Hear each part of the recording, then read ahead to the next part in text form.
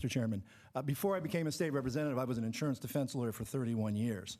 And during my career, I was afforded the opportunity to review hundreds, if not thousands, of homeowners' policies. Every single homeowner's policy I ever saw excluded liability coverage for motor vehicles. So, and I need to get this straight. So if an individual, now I'm not talking about a commercial general policy, I'm talking about an individual who owns a home or rents. If they are in an accident that is their fault on a scooter, is it correct, is my understanding correct, that they would have no personal liability coverage unless they purchased perhaps a rider on their homeowner's policy or some sort of separate policy to afford them personal liability coverage? Is that correct?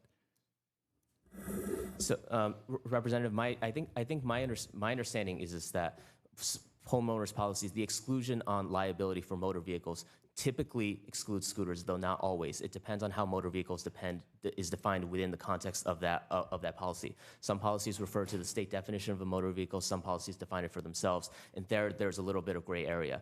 What I was thinking of was when I called up my homeowners insurance and talked about the personal liability coverage that I had that was more general, covering all of any sort of liability that I might get into.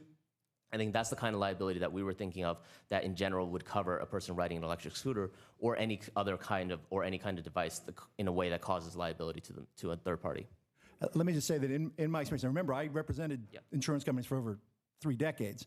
If there's a gray area, they're going to deny coverage most of the time, if not all the time. So I have concerns about that issue. And I also want to follow up, and I want to flip the scenario, just if I could, Mr. Chairman. Flip the scenario. What if somebody's on a scooter and they are injured on the scooter as a result of someone else's negligence? And let's say it's a hit and run. A car side swipes them, they're on the scooter, they get injured. And of course, we were talking about liability, which is third-party coverage. Would there be any first-party coverage for this individual's medical bills or lost wages if they're injured by the negligence of another in a vehicle? And let's say it's a phantom vehicle that hits them and takes off. Would there be any insurance coverage under their homeowners or renters for their medical bills, their lost wages, their first-party damages?